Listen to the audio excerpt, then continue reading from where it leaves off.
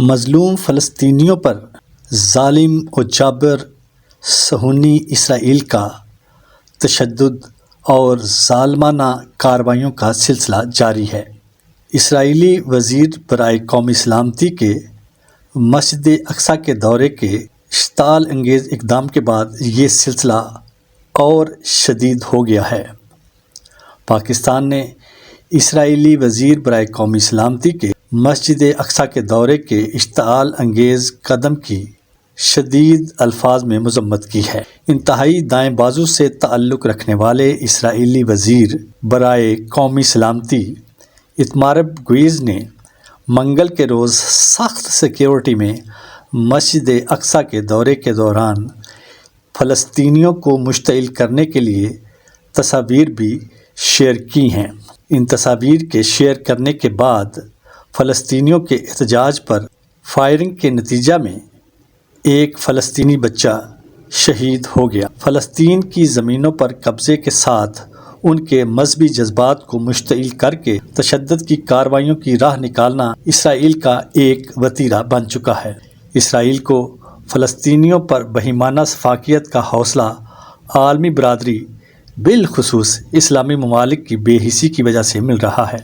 اس کا ثبوت یہ ہے کہ ہمارے بہت سے اسلامی ممالک اسرائیل سے سفارتی تعلقات کے بعد اسرائیل نے فلسطینیوں کے لیے زمین کو مزید تنگ کر دیا ہے۔ امریکی حکومت کے تل ابیب کی بجائے یروشلم میں سفارت خانہ کھولنے کے بعد اسرائیل دو ریاستی فارمولے سے منحرف ہو چکا ہے۔ فلسطینیوں کو ان کے گھروں سے بے دخل کر کے کیمپوں میں دھکیل کر نئی یہودی بستیاں آباد کی جا رہی ہیں۔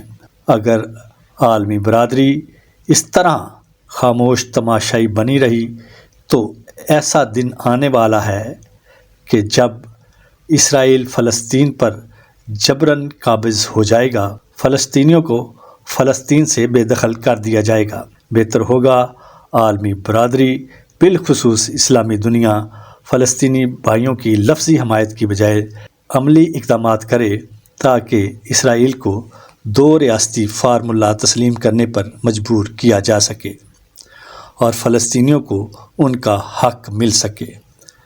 لیکن حالات یہ ہیں کہ مسلمانوں کی طرف سے صرف مذمت آ رہی ہے۔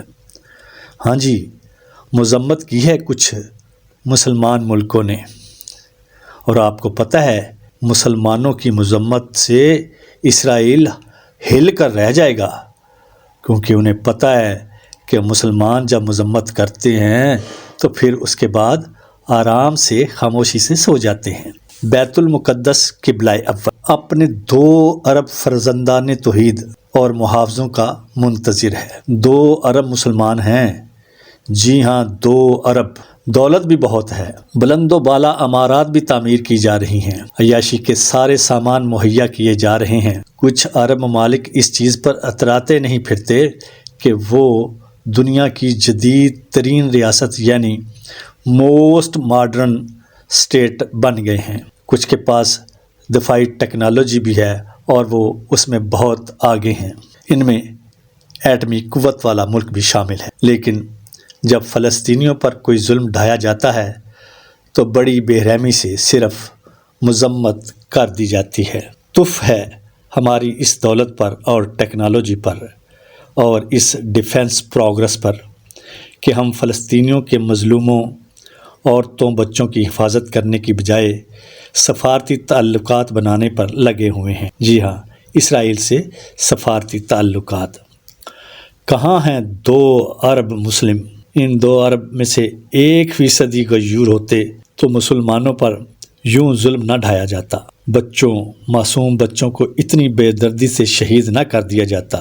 بیت المقدس قبلہ اول مسجد اقصیٰ، جی ہاں ہمارا قبلہ اول بے حرمتی کی زد میں ہے، لیکن کوئی طاقتور آواز مسلم دنیا سے سنائی نہیں دیتی، کیونکہ ہمیں تو ترقی کرنی ہے، دنیاوی ترقی، چاہے غیرت ختم کر کے ترقی کرنی پڑے۔ حمیت نام کی کوئی چیز اس وقت مسلمانوں، خاص طور پر مسلمان حکمرانوں میں نظر نہیں آتی۔ صہیونی جب چاہیں آپ کو مکھی مچھر کی طرح کچل دیتے ہیں۔ آپ کی آواز کی اتنی اہمیت بھی نہیں کہ اس کو سنا بھی جائے یا اس پر کان دھرا جائے۔ تو پھر بہتر ہے اے بے حس بزدل و بے ضمیر مسلم دنیا، اپنی عزتوں کو گروی رکھ دو اور چین کی نیند سوتے رہو، اور چین کی نیند سونے والوں مزید گہری نیند سو جاؤ تاکہ تمہیں کچھ نظر نہ آئے۔